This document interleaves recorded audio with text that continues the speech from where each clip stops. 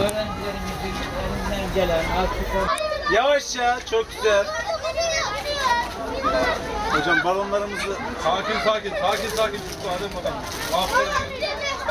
Ben abicim. Resimler güzel.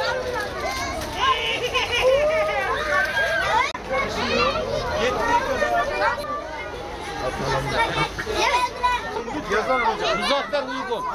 Ali İbrahim. Göremedim. Yatırdım.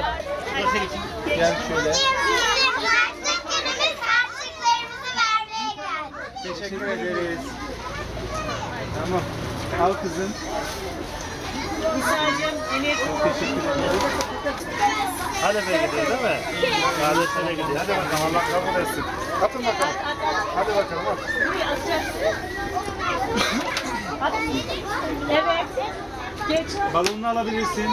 Al harçlığını verenlere balonları da. Osmanlı Devleti'nde 2. Mahmut döneminde devletimizin dış borçlarının ödenmesi noktasında hassasiyetini gösteren sandıklar. Kurtuluş Savaşı'nda bizim hava kurumuna 2 uçak olarak destek olan sandık ve geçen yıl Bayır Bucak seçimlerinde bu yılda Halep'teki kardeşlerimize yoğun bir gıda ve giysi yardım yapmaktadır. Ben bu vesileyle sandıkçımızın hassasiyetinden dolayı tüm hemşehrilerime canı gönülden teşekkür ederim. Al bakalım. Hadi bakalım. Al bakalım. Tut şunu. Tahacığım.